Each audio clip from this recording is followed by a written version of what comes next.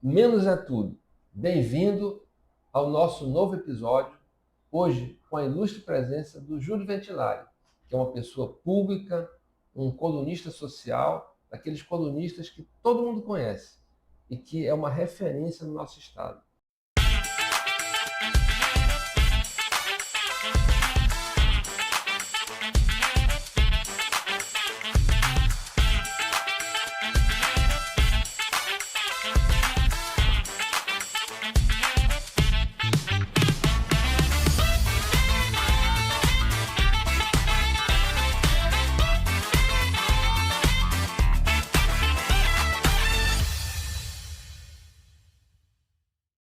O Júlio, além disso, é meu amigo de muitos anos, meu vizinho. A gente cresceu juntos na Avenida Governador Vitório, no centro da cidade. E quando ele nos visita aqui, sempre a gente pega um pouquinho do nosso tempo e relembra a nossa infância, a nossa juventude lá no centro. Júlio, é uma satisfação enorme. Eu queria que tu iniciasses contando um pouco da tua trajetória como profissional, um pouco da tua história, para a gente poder se situar e chegar ao momento atual. Wilner, é um prazer também estar aqui. A clínica que eu amo tanto, né? Todo mundo diz assim, a sua pele está ótima, maravilhosa. Digo assim, a culpa é exclusivamente do Wilner, o crédito é do Wilner, porque o Wilner que faz com que eu tenha essa autoestima, né? Quando você está bem consigo mesmo, você vive feliz, não perturba os outros, né? Você faz a sua caminhada, a sua trajetória de uma forma assim leve, agradável, sempre de muito bom astral, né? Evidentemente que nem todos os dias a gente está de bom astral, né? Mas quando a gente está bem consigo mesmo, tudo flui maravilhosamente bem. A minha trajetória é interessante, porque desde 11 anos eu queria ser jornalista, né? Eu lia muito, eu sempre gostei muito de ler jornais. Inclusive existem manchetes da época dos jornais, que quando eu tinha 8 anos, eu me lembro, 7 anos eu me lembro, aí as pessoas dizem, como tu lembras disso? Porque eu li no jornal. É o caso de um grande enterro que teve aqui, à época, acho que nos anos 70, que foi a morte da mãe Joana, era uma das mulheres mães de santo mais conhecidas em Manaus. Então, a manchete dos jornais da época, elas destacavam isso, né, e mostravam que a mãe Joana tinha tido um enterro de governador, de chefe de Estado. E aquilo me impressionou muito, porque eu não sabia o que era uma mãe de santo à época. Eu não sabia de que se tratava a mãe de santo. Mas aí até hoje, quando eu passo ali pelo São Jorge, eu digo assim, a mãe Joana tinha uma casa aqui, hoje em dia ali na saída A da descida, ponte, na descida da exatamente. ponte, né? A mãe Joana tinha uma casa aqui e era famosa, de um político, de pessoas influentes na cidade. E até hoje acontece isso, esse negócio de dizer assim, eu não frequento mãe de santo, pai de santo. Tem muito político que frequenta, mas não quer ser visto, Na verdade, eu acho que toda forma de crença tem que ser para respeitada. não prejudicando os outros. É verdade. E nós somos católicos, né? Mas Sim. a gente respeita as Todas as religiões, religiões, todas. seja Umbanda, seja religiões na área evangélica, seja o judaísmo, qualquer religião. O Os mais caminhos que importante, levam a Deus têm que ser respeitados, né? exatamente. Na verdade, são interpretações diferentes de uma coisa principal, que é a existência de um ser superior que nos guia. E se você lê a Bíblia, Will, né, você vê que Deus, o Jesus, nunca criticou ninguém, né? Ele dava o ensinamento, mas ele não criticava hoje. Existe uma série de críticas hoje que prejudicam muito essas relações entre o ser humano, né? Tem que ser verdade absoluta o que a minha igreja prega e o que a sua igreja prega é errado. Então, se você interpretar a Bíblia, se você ler a Bíblia, você nunca vai ver Jesus criticando ninguém. Tanto que no episódio da Maria Madalena, ele diz assim: quem são vocês para julgar esta mulher? Ela me ajudou, ela me atendeu, ela me recebeu com muito carinho. E Maria Madalena tinha uma vida não pouco recomendável à época, né? Perfeito. Então, você não vê isso. Então, a religião deve ser respeitada sim. Você é evangélico, eu sou católico. Então, vamos conviver harmoniosamente, com respeito. Você frequenta um Umbanda e eu frequento o judaísmo. Então, vamos conviver assim. As guerras no mundo estão acontecendo por causa disso. Porque as pessoas não se respeitam mais. Elas não têm mais a consciência de que a minha liberdade termina quando a do próximo começa. Então, eu tenho que respeitar do E próximo. As tudo, né? escolhas e tudo que o próximo decidir. É uma questão de respeito. A gente tem que respeitar até os nossos filhos, a escolha dos nossos filhos. Antigamente, os nossos pais determinavam que nós iríamos ser doutores. E nem todo mundo queria ser doutor. Eu conheço amigos que são frustrados pelas profissões que escolheram e depois de uma certa época exerceram diversas profissões, encontraram outros caminhos porque não eram felizes no lugar onde eles estavam. Você é feliz como dermatologista, mas você nasceu para ser dermatologista. Então essa escolha é importante, assim como eu fiz a escolha de ser jornalista. A gente não ganha muito, só os que são donos de jornais, evidentemente, os donos de TVs ganham bastante, mas o jornalista, aquele sério que se propõe, ele não vive de jabá. Ele não vive cobrando para colocar as coisas. Né? E hoje em dia, isso está em falta no mercado, porque o fato não é apurado. Né? Hoje em dia, manda uma coisa, olha, o Wilner atravessou a rua nu. Não sabe nem o que tinha acontecido. Você estava correndo de um ladrão, que o ladrão queria me matar, e você saiu sem roupa. Mas já virou uma grande história que você era um tarado e que você queria estuprar uma pessoa, e isso aí prejudica muito a imagem das pessoas. O jornalismo sério, ele está acabando cada vez mais. O sensacionalismo está dando vaga para o jornalismo sério. Se Então, eu sempre dá, quis ser jornalista por causa disso. perfeito, se dá hoje em dia autoridade com acesso às redes sociais a qualquer um que crie algum factoide e que esse factoide seja impactante, dá crédito a essa pessoa e a pessoa muitas vezes não tem nem o direito, ou às vezes até evita se defender, porque quanto mais você Mexe, colocar ali, mais mexe, exatamente. mais você vai ouvir críticas que são, às vezes, infundadas, as pessoas não procuram saber a origem disso. Mas eu queria que me contasse um pouco da tua trajetória no jornal A Crítica. Está lá há Ah, tantos anos. vou fazer 36 anos de Jornal A Crítica, né? Fui estagiário do Jornal A Crítica em 84, aí saí, fui para 85, inaugurei o Diário do Amazonas, fiquei lá 6, 7 meses no Diário do Amazonas, houve um rompimento entre os sócios, eu migrei para o Jornal do Comércio, assumi uma coluna chamada Alex Cotrim à época, que era inspirada no Carlos Schwann do Globo. O Carlos Schwann teve vários titulares, né? Vários redatores. Né? E era um personagem, apenas um pseudônimo para Carlos Schwann. Teve Fernando Zerotinha, teve o Zosa, teve o Fred Sutter, não me lembro os outros que tiveram como Carlos Schwann. Aí o Alex Cotrim foi inspirado nisso. Aí tinha o Alex Cotrim, mas o redator não era satisfatório para o dono do jornal, Guilherme Aloysio de Oliveira Silva. Aí, quando teve esse rompimento, ele perguntou logo: eu quero colunista. Ele vem para cá, eu peguei, fiquei lá uma época. Aí, depois de um tempo, fui demitido do Jornal do Comércio. Fiquei assim, totalmente perdido. Fui para o Povo do Amazonas, que era do DICIC, do Plínio Valério, que agora é senador. E um dia, um emissário do seu Humberto Calderaro me liga no dia do dia 23 de julho e diz assim: Calderaro quer falar contigo de Miami. Aí eu, seu Calderaro, por que ele não me liga? Porque ele quer falar contigo hoje. Aí eu estava no Da Vinci, no piano bar do Da Vinci, ele ligou de Miami, fui lá atender. Estou convidando você para vir para o jornal A Crítica estrear um novo projeto em homenagem aos pais. O novo projeto do jornal. Aí eu, o senhor está brincando, está falando sério? Porque o senhor deveria ter feito esse convite há muito tempo. Ele disse, eu não sou antiético.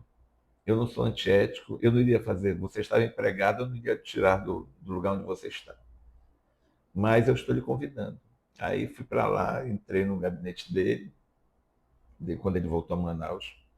Aí ele perguntou, você já pensou o nome da coluna? Eu disse, Prestígio. A Cristina Caldeira disse, detesta esse chocolate. Detesta esse chocolate. Aí o Oséias Carvalho, que foi um dos idealizadores do Peladão, juntamente com o Caldeirão, disse assim, por que a gente não coloca número 1? O colunista número 1 veio para o jornal número 1 de Manaus. Aí o Caldeirão olhou e disse, gostei do nome, vai ser número 1. Você vai ser o rótulo de número 1. Eu quero a sua estreia cercada do mais absoluto sigilo. Ninguém pode saber em Manaus. É o presente de domingo do Dia dos Pais para Manaus. Aí Isso foi em vamos que para ano? lá, em 1990. Aí no Dia dos Pais, aquele negócio todo, aquele cercado, eu tinha que fazer no jornal, não tinha internet na época, tinha que fazer no jornal, aí cercado, colocam o Júlio no terceiro andar, não sei mais o quê. Aí uma pessoa descobriu, espalhou para a cidade antes da estreia, mas aí já estava concretizado, né? A primeira foto foi do governador Gilberto Mestrinho, com a dona Maria Emília, muitas notas, muitas informações, aquele burburinho, né? E esse sucesso que permanece até hoje, E né? eu ouvi de uma pessoa, que já faleceu, eu não posso mais falar o nome, eu ouvi de uma pessoa que disse assim, deu rebordosa no Jornal A Crítica, o Júlio Ventilari, com o estilo dele, não vai demorar 6 meses. Eu estou lá há quase 36 anos. Então, mesmo com o advento das redes sociais e de tudo isso que a gente tem hoje, a coluna social ainda continua sendo impactante. Todos olham a coluna social. Sabe por quê, Todos. Will, né? Ela serve também como documento. Ela serve como documento. Ela está registrada. O jornal, você vê, existe até hoje os proclamas. Por quê? Ali é um documento. Você vai contrair núpcias, matrimônio. É um documento. A rede social, não. Você vai lá, briga, recebe um processo, vai lá, apaga. Mas o jornal, não. Ele fica lá. Ele é um documento. Ele é um documento que você vai guardar para sempre ali. É importante e as pessoas continuam olhando, continuam valorizando. Sim, as pessoas É que gostam de boa impactante. leitura, as pessoas que gostam do que realmente interessa a todos nós, a nossa sociedade em geral, porque hoje em dia não existe mais a sociedade elite, existe nichos tem a elite da medicina, tem a elite da advocacia, tem a elite da magistratura, tem a elite da engenharia civil, tem a elite do empresariado, são várias elites hoje em dia. Não existe mais, fulano tem a elite do esporte. Fulano é a sociedade elite, aquela elite que nós conhecíamos do século passado, do início do século passado, né? Que eram pessoas abastadas, fechadas. Mudou esse Mudou padrão. muito, mudou muito. Me diz uma coisa, e como é que está os teus canais de TV? Eu já tive a oportunidade, inclusive, agora estou entrevistando. Entrevistando. Tive a oportunidade de ser entrevistado várias vezes pelo Júlio, realmente sempre foi uma grande satisfação recebê-lo aqui e estar como convidado. Agora estou tendo esse privilégio de tê-lo aqui. Como é que está agora o teu canal de TV? Como é que está o teu programa? Como é que está sendo isso agora? Eu continuo lá na Rede Calderaro, né? Continuo fidelíssimo aos Calderaro, até porque o Calderaro ele tem uma importância muito grande na minha vida. E eu só entendi quando ele faleceu a importância dele. Quando eu cheguei ao cemitério, para a última despedida, eu vi que ele ficava ao lado da sepultura dos meus pais adotivos, as pessoas que me criaram. Dona Ele, Alice? Alice e Américo Pinho, eles estão separados por 1 metro. Aí eu entendi que eles me entregaram para o Calderaro me dar essa oportunidade.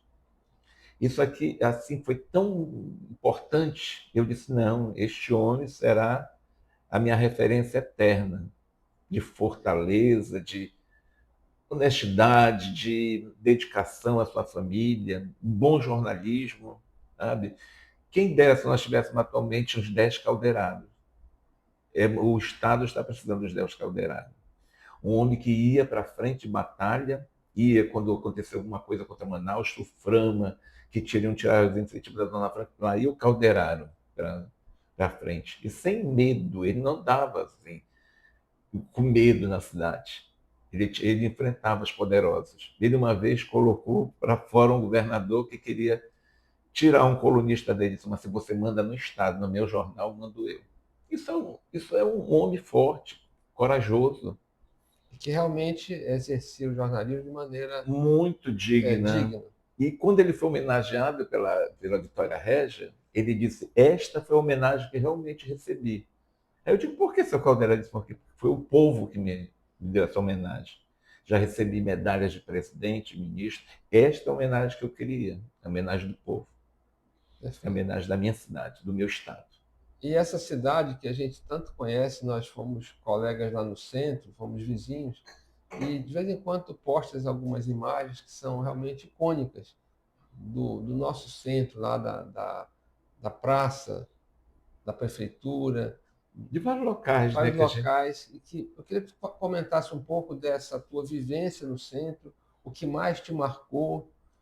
O Wilner morar na Governador Vitório 321, depois mudar para a Saudade Maria 158, depois Antes, nesse intervalo, morei lá em cima do escritório do meu pai de criação, que nós tínhamos perdido tudo. Ele morreu, ele era um homem muito digno. Ele morreu falido, né? Ele morreu falido, nós não tínhamos mais nada, fomos morar lá, mas a minha mãe de criação era uma mulher muito esperta, né? Uma esperta. Tinha vários imóveis de solteira. Quando ela casou com ele, ela tinha um patrimônio dela. Então aquilo ali não foi tirado da gente. Nós perdemos aquela vida mais abastada, fomos viver uma vida mais simples. Aí moramos ali, fomos para o Saldanha Marinho. E viver no centro se tornou um grande referencial. É como se a gente morasse dentro de um palco. Era um palco coreografado, com pessoas na calçada, caminhando, sabe? Com pessoas que se cumprimentavam, com pessoas na porta de casa. Eu encontro com a Paula Valério, ela disse assim, Júlio, nós morávamos no Rendezvous. Porque a Frejudé Inocente ali, aquele centro, era um rendezvous. Aí a gente ri pra caramba, né? A gente ri da gargalhada da Paulo Valério. Aí eu encontro com a Rita D'Antona, a gente fala, a gente morava no rendezvous. Mas o meu pai, ele ensinou a respeitar todas as pessoas. Ele vinha caminhando ali pelo meio daquelas casas, daquelas moças, daquelas mulheres, e ele, bom dia, boa tarde, mas ele nunca teve preconceito com nada, né? E ele sentava depois na porta da rua, ficava ali, aí ficava oferecendo um sanduíche para um, queijo, espetel, tanto que o Calderaro uma vez, tu eras aquele garotinho que ficava na porta da rua, do lado dele? Eu digo, era. Oferecendo, Calderaro ia cobrir a Assembleia, Calderaro, quando voltares, está esperando uma XPTO aqui para contigo. Então, tudo isso é como morar dentro de um palco coreografado. É como um grande musical a céu aberto. Nós tínhamos esse hábito à noite, de cumprimentar, de ficar na rua, colocar de a cadeira conversar, na porta de casa. Não eram nem fofocas, eram conversas, histórias que se trocava muito, né? Naquela época não existia essa maledicente tão crescente no mundo, né? Que o ser humano pós-Covid, eu acho que ele ficou pior, Wilder. Ele ficou pior, ele ficou mais agressivo, sabe? Infelizmente, o que nós imaginávamos que seria, mudaria, né? Mas porque estava todo mundo com medo ali de morrer. Quando ele voltou pior. Não é? A gente vê pelas redes sociais hoje em dia, né? Às vezes existem postagens, não sei se você concorda comigo, que são tão nocivas que é melhor a gente não ver. Aí eu vou para Dini Eugênio, para Penélope Charmoso, Perdido no Espaço, e outras coisas mais, que são referências da nossa infância, aquela infância boa que nós tivemos. Então, morar no centro era como morar no palco. O palco que está lá, esquecido. E ir para a missa.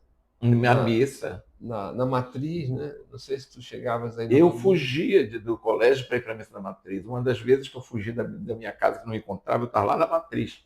Então, Nossa Senhora da Conceição. Cônego Walter de Andrade. Cônego Walter. Walter de Andrade? Não, o Walter de Andrade era o governador do estado. Como é? João Walter de Andrade, o Cônego Walter. Cônego Walter. Era o cônego da Era, eu tinha o padre Souza. E tiveram vários casamentos ali importantes naquela catedral. A minha mãe casou lá. Casou lá, né? Sim. A Paula Ângela casou lá, da Rocha, Nery da Rocha, casou lá com Walter Coraci. Quem mais casou lá? A Raimundinho e o José casaram lá. O Arnaldo Santos com a Priscila Antoni casaram lá. Então eram casamentos que marcavam. A Baby casaram lá. Então eram casamentos que marcavam a época, né?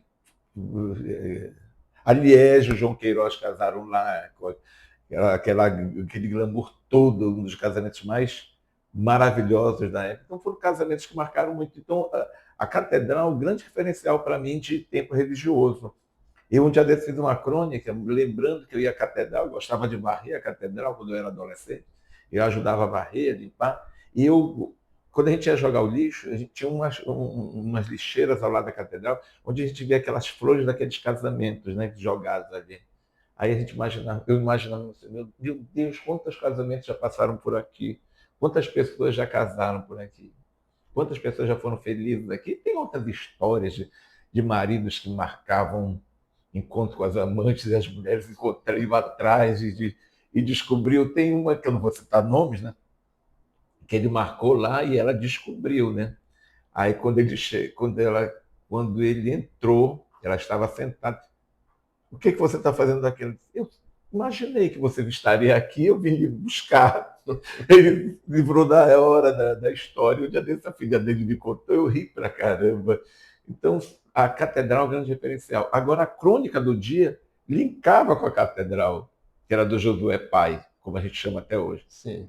Está no aniversário de 80 anos do José Filho, a gente lembra de. A crônica do dia era no badalar das 12 badaladas do sino da matriz, entra no ar a crônica do dia, com a Com aquele palavra jingle bem típico. característico da época, né? Que a gente ficava ouvindo a crônica do dia, né? O José Paiva, que é tão importante para a nossa história, que foi ele que foi emissário de Chateaubriand para instalar a rádio no Amazonas. Então, tudo isso fez parte da nossa vida, a crônica do dia. E o espaço lá que nós tínhamos perto da prefeitura, eu nasci ali na Avenida 7 de Setembro, número 118. A casa ainda está até hoje lá. E Próximo ao Almirante, atual Almirante Lúcio Almeida. próximo ao Almirante Luciano Almeida. E eu vivi lá até os 9, 10 anos de idade, quando meu avô faleceu, o pai da minha mãe. E minha mãe não conseguia voltar para casa, porque Aí vocês migraram. nós migramos lá para Governador Vitório, 287, próximo à tua casa. A minha 321 e vocês eram do 287, 287. que era do lado de um porão onde moravam vários militares, né? E os militares ali faziam parte da nossa vida. Todos praticamente ficavam ali no 27BC, hoje em dia é o Colégio Militar, né? E eles vinham dali. Ficava naquele tinha umas Tipo uma kitnet. república, né? Era tipo uma república. E antes disso ainda tinha uma barbearia. Tinha Era barbearia. minha casa, barbearia, e em seguida esse local. Tinha na esquina, tinha o seu Manaus, que consertava ventilador, consertava todo tipo de liquidificador, várias coisas. Aí ia embora. E a dona Adelaide Macedo foi uma professora. Que era minha vizinha. Uma vizinha, uma professora que foi professora de várias figuras. Várias gerações. Várias gerações. E com ela eu estudei durante muitos anos. A minha base de matemática, de português, foi feita com ela. Eu aprendi raiz quadrada com ela, que até hoje eu não sou bom, nem sei qual é a raiz quadrada, mas aprendi muita coisa com ela. E a Fátima Loureiro sempre foi uma excelente defensora pública, sempre foi excelente aluna, sempre foi uma aluna com nota boa, né? Nós estávamos ali todos juntos, né? De vez em quando, olha a dona Adelaide Macedo, hein? Tinha o Braguinha também, foi meu colega lá, o Braguinha e os irmãos. Todos lá, né? Todos foram meus colegas. Eu morava do lado mesmo. Isso aí faz parte da nossa vida, né? Faz parte da nossa infância. E né? o Colégio Dom Bosco, quando nós estudamos, né? Eu não estudei no Colégio Dom Bosco, quem estudou foi você. Eu estudei no Colégio de Educação do Amazonas. Eu saí do Colégio Isabel, fui no Colégio do Estudo de Educação. Porque eu gostava muito daquela agitação da Praça do Congresso, né? E um dia desse eu estava conversando com o Moisés Bichara e ele disse assim, Júlio, nós crescemos no meio das drogas no colégio. Aí ele disse que a professora Terezinha Ruiz assim, encontrou com ele, ele é um empresário hoje em dia. Aí diz que ele todo de gravata, né? Aí disse, a senhora não lembra de mim, eu sou o Moisés Bichara. Ai, graças a Deus, meu filho, que você deu certo. Aí eu digo, mas era o medo que a gente virasse marginal da época, né? Que a gente conhecia só o pessoal da pesada, que naquela época, dos anos 70, 80, era muita droga. Né? Eu, por exemplo, nunca tive coragem de consumir nada, né? Nunca tive coragem de consumir nenhum tipo de droga. Aprendi a beber por uma circunstância do destino político, me colocaram uma garrafa de uísque na minha mesa, aprendi a beber. Mas há 7 anos a bebida não faz mais parte de mim. E ali eu estudei no IA, eu gostava muito daquelas, de marchar pelo ideal, descer aquele Eduardo Ribeiro. E lá no Pinguim? No Pinguim, um dia desse o Érico de Esteves Silva está perguntando, Júlio, cadê os meninos do Pinguim, o Guto e o Neto? Eu disse, eu não sei. Eu não sei. Estudaram com a gente também. Lá do Pinguim, o Pinguim era maravilhoso. Era o ponto de encontro de todo mundo no final da tarde. Era no Pinguim. Lá no Pinguim.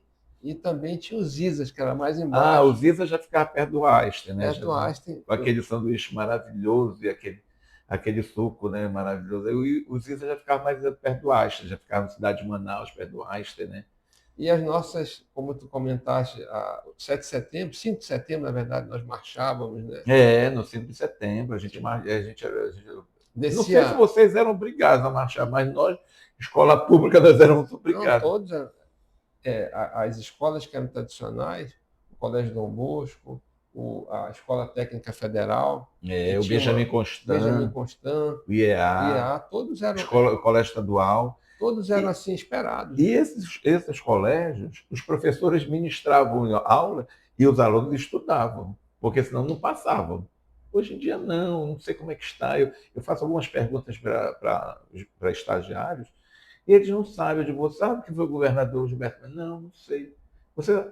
Aí tem gente, mas ele é novo. Ele diz, meu Deus, eu tenho 63, eu não sei quem foi o presidente da República, lá, Marechal Deodoro da Fonseca, ele não sabe nada disso. E é incrível, Júlio, que hoje, com acesso à IA, com acesso à internet, as pessoas não utilizam, não usufruem da oportunidade de ter acesso a informações que são fáceis e estão nas nossas mãos. Então, Um deles me pasme. disse um dia desse assim, eu só estudo para fazer prova.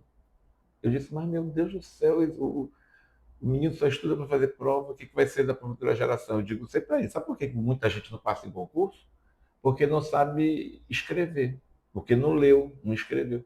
Aí, eu sei tudo, mas o que eu pontuei no Enem. Mas não passa porque não, sabe, não tem uma boa redação. Algo que eu vejo logo é se a pessoa sabe escrever a pontuação todinha. Como é que um advogado pode escrever se ele não sabe, pode ser de bom advogado se ele não sabe como se expressar para o juiz? O juiz vai olhar e não vai entender nada, que a vírgula está fora do lugar. É É igual impressionante. parabéns para você. Querida é com vírgula. De uma forma. Parabéns para você, sem a vírgula é outra forma. Então eles não sabem colocar o mais com MAS e o mais com IS. É igual sessão, secção e de parabéns, sessão, departamento. Perdeu-se muito isso. E naquela É, época a gente estudava mesmo. a redação e a ortografia são fundamentais para São, a comunicação. em qualquer segmento, em E eu qualquer que fico, você escolher. Se você der uma receita errada aqui, o paciente vai fazer besteira, vai escrever. não, vai escrever, vai chegar lá, vai escrever errado, você passar um medicamento errado. Tudo bem que os médicos interpretam na farmácia, mas aí, não é? É fundamental. A comunicação escrita, ela continua sendo a melhor e ela é fundamental para que você consiga atingir os objetivos que você está ao escrever aquilo. E a gente estudava. Duvido se ninguém estudasse. A gente não passava. Era um medo de não passar e levar uma surra, que a gente apanhava mesmo. E não tem ninguém com trauma. Eu não conheço ninguém da minha geração que tenha trauma de ter apanhado. Eu não sei se você apanhou. Conhecer fazia parte da A minha. dona Renê batia em você, Ou então me ameaçava. ameaçava, mas eu apanhei muito, né? Eu apanhei muito. E tinha umas chinelas voadoras, né? Que elas alcançavam você, né? Era uma história de uma chinela voadora que alcançava você. Antigamente colocava assim, a comida para a gente ninguém falava, não, eu não quero isso assim. A pessoa dizia, olha, os meninos. Eu me lembro que aprendi a comer bucho porque colocaram um cinto na mesa, vai todo mundo comer, a partir do mais velho. Aí o mais velho era eu, e o mais velho comeu. E até hoje estou apaixonado por feijão com bucho. Então a gente vai mudando. A educação era totalmente diferente, o respeito, né? Isso não é saudosismo. Isso são referências da nossa vida. Criava-se limite. Hoje em dia, a gente percebe que em muitas famílias não se cria limite, a pessoa não lida com a frustração e acaba que o mundo, que o universo, vai fazendo aprender com uma dor muito maior do que seria. A gente tinha muito medo de mentir, né? A gente tinha muito medo de mentir, a gente apavou de mentir. Hoje em dia, praticamente faz parte, né, do dia a dia das pessoas mentir. A gente apavou de descobrir uma mentira nossa e a gente levar uma surra. Então, a gente é Verdade, ridicularizado em público, né? é verdade. E a Manaus era muito. Aí todo mundo diz assim: você é saudosista? Não, a Manaus antiga ela serve como referência para mim, não como residência. A gente tem que lidar com coerência, né? Aí, a evolução é importante? É. Tanto que você tem uma clínica extremamente evoluída, vamos dizer assim, com os melhores equipamentos, porque isso faz parte da evolução para os seus pacientes, num local que a gente nem imaginava. Isso aqui era a Paraíba, que é Humberto Calderaro agora, era o ônibus patinava, o ônibus da Ana Cássia patinava para chegar ali, e as pessoas tinham pavor do ônibus virar, principalmente que morava no Ica Paraíba. Né? Ica Paraíba era longe demais, era longe. Quando ele descia Era uma essa. viagem. Era uma viagem para não chegar nunca mais. Em dia de chuva era horrível isso aí. Eu lembro perfeitamente. Então a gente tem muitas referências, não sei, referências do passado. Júlio, me conta, então, o que tu achas hoje do futuro do jornal? Hoje se tem ainda o jornal impresso, mas a tendência é que as pessoas comprem menos, apesar de que é valorizado, de que ele traz informações que são consolidadas, que são eternizadas, porque é escrito. Mas como é que tu imaginas o jornal escrito nos próximos anos, considerando que hoje a mídia, principalmente através da internet, etc. Como é que tu imaginas o jornal nos próximos 10, 15 anos? Nós estamos nos preparando para essa transição. Né? O jornal vai passar para dentro da internet mesmo, as pessoas vão ler na internet, os livros vão ser virtuais, que é aqueles livros que a gente tinha. Me lembro do desembargador Pascarelli, que tem carinho pelos livros dele, vai para cá, vai para ali, vai para lá, vão as gravatas e os livros. As gravatas, os livros e as telas. Ele pode viver em qualquer lugar, mas tem menos as gravatas, os livros são os quadros preferidos dele. Mas aquele livro ainda faz parte da gente. Não O sei cheiro como... do livro é O uma coisa. cheiro do livro guardado, a história, a marcada ali, sabe? O momento, as escritas. Eu, por exemplo, eu sempre gostei muito de ler Sherlock Holmes, o Conan Doyle. Então, tudo que ele ia falando, eu começava a sublinhar ali. Mas por que ele falou isso? Por que ele falou aquilo? Por que... A Agatha Christie é a mesma coisa. Por que... Porque eu analiso o ser humano a partir, investigando, todo mundo diz assim, tu sabes das coisas, eu sou criminalista, eu observo as pessoas. Então, esse livro, marcado com aquelas observações, né, que a gente apagar às vezes com borracha, dando pensar que era cola, esse livro ainda vai fazer parte da nossa vida. Mas, infelizmente, nós vamos viver dentro de uma internet. É uma pena que se perca essa oportunidade. Talvez as próximas gerações já não tenham acesso. Não, Ou daqui a... vão achar que é uma coisa histórica para encontrar só nas bibliotecas. Né? E ali, aquilo ali vai ser uma coisa tão arcaica que as pessoas não vão ler. Aquela Biblioteca Pública do Estado do Amazonas, com aquele quadro maravilhoso ali na entrada, aquilo ali não vai ser observado mais nada. Né? Aquilo ali vai se perder, as obras de arte. E o futuro em relação à coluna social? Porque hoje, com o Instagram, pessoas como você estão Eu em acho, a extinção. minha opinião é que a coluna social, bem feita, bem redigida, sabendo quem você coloca, ela vai permanecer, porque ela não vai ser um balaio de gato, se o profissional souber escolher. Né? Se ele colocar todo mundo, perde o charme. Ele tem que manter a elegância de saber quem ele vai colocar, o que ele vai falar. E Tá? na nova geração, tu vês algum colunista jovem, alguém que esteja surgindo agora que possa ocupar esse espaço? Porque o que a gente vê hoje na Cara. prática são os mais antigos que estão envelhecendo, a gente não vai viver 200 anos. Não, não.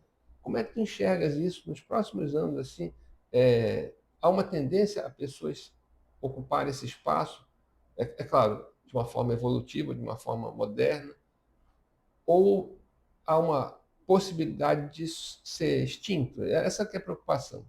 Vão surgindo novos, né? Mas que não seguem a lição dos antigos, infelizmente. Né? O que mais se aproxima até hoje, assim, de seguir boas lições, se chama o Pedro Cortês, está no Jornal do Comércio. Ele é um rapaz interessado, ele tem um interesse em fazer umas boas matérias, um jornalista brilhante, sabe? Mas a gente vê que não existe, no geral, muita gente querendo fazer o bom. Né? Porque os textos, bons textos saíram. Um dia desse, a Baby está falando assim, eu sou da época que esse ofício a gente escrevia, hoje em dia você publica foto, né? Você publica foto, publica foto. Aí as pessoas querem se ver, se ver, se ver, se ver, se ver. Elas não veem o contexto, mas só a foto em Só a si. foto. Isso é que é a grande mudança que nos aterroriza, a gente gosta de informação contextualizada, é só imagem ou só fake news que que deixa o público confuso.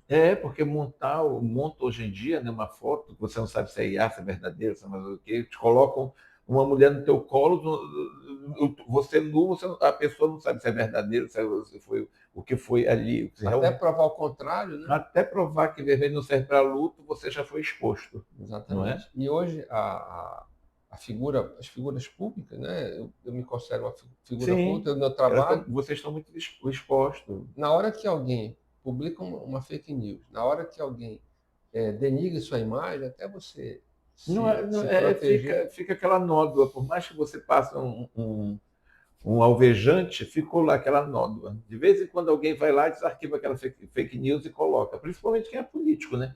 Político tem que estar preparado para isso tudo, né? Infelizmente, atualmente é assim.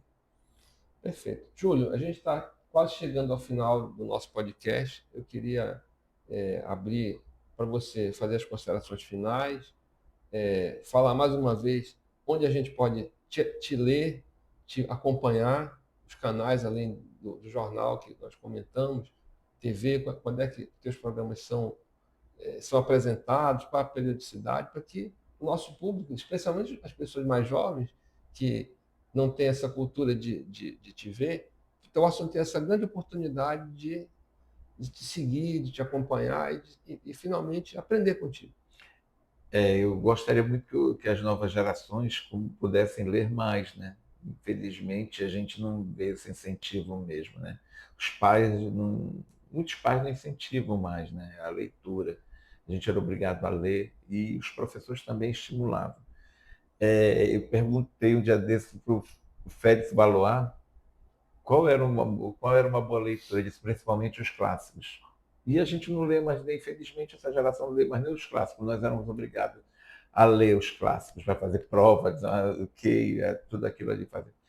Eu estou todos os sábados, meio-dia, na Rede TV, na TV Nova, Rede TV da Rede Caldeirada de Comunicação. A coluna vai todos os dias, menos às sextas-feiras, no Jornal A Crítica, a gente publica, já está no digital, domingo ela está no portal da Crítica. Então é isso, muita coisa para fazer, muitas vontades de fazer sempre. Eu quero morrer trabalhando. Eu não consigo, todo mundo diz assim, não está na hora de aposentar. Eu digo, não, a gente tem que se renovar sempre, todos os dias, né? Aprender a fazer IA, fazer isso, fazer aquilo, correr, empreender. Mas eu acho que eu quero morrer trabalhando. Eu acho que é igual a você. Você vai morrer trabalhando. Por mais que a sua filha assuma essa clínica, mas você é o grande mestre. Tem gente que vai querer se consultar sempre com o Will, né? Um prazer estar aqui. A gente, Obrigado. quando atende o paciente, é um prazer sempre recebê-lo aqui. E eu estando aqui atendendo, sempre me renova. Eu vejo pessoas, eu aprendo com as pessoas, eu recebo os amigos. Eu digo que aqui eu não tenho clientes, eu tenho amigos Amigos, porque você faz o que você gosta. Isso aqui é sala de visita da sua casa. e tenho a oportunidade de oferecer o que há de melhor, o que há de mais moderno. Eu sempre estou empenhado É em como trazer tecnologia. você é um grande anfitrião, você proporciona o melhor. Você coordena a Ilha da Fantasia. Como tinha lá naquele seriado, Bem-vindo à Ilha da Fantasia. As pessoas saem daqui felizes, alegres, sabe, com o rosto maravilhoso. E, e a cidade, para mim, quando ela é destruída, eu caminhando para cá, quando é destruída, quando é uma fachada destruída, ela perde a memória e as fachadas são a pele da cidade, quando elas se perdem. Quando uma fachada se perde, aí lá vai mais um pedaço da pele da cidade, não é? Porque ela foi construída por famílias, por pessoas daquele poder econômico daquela época, não só por governantes, mas por pessoas, por nomes influentes, por gerações, por pessoas que deixaram esse legado para todos nós e que se perderam. Perfeito. Júlio, muito obrigado mais uma vez pela tua presença, uma Obrigado, satisfação Wilder. enorme. Bom, eu tive o privilégio de ter aqui nesse episódio Júlio Ventilari, uma referência em jornalismo no Estado, um grande amigo. A você que está nos seguindo, dê um ok, faça perguntas, nós estamos sempre aqui para lhe responder. Júlio, muito obrigado. Muito Obrigado, Wilder. obrigado a você. Um beijo no coração. Até o próximo episódio.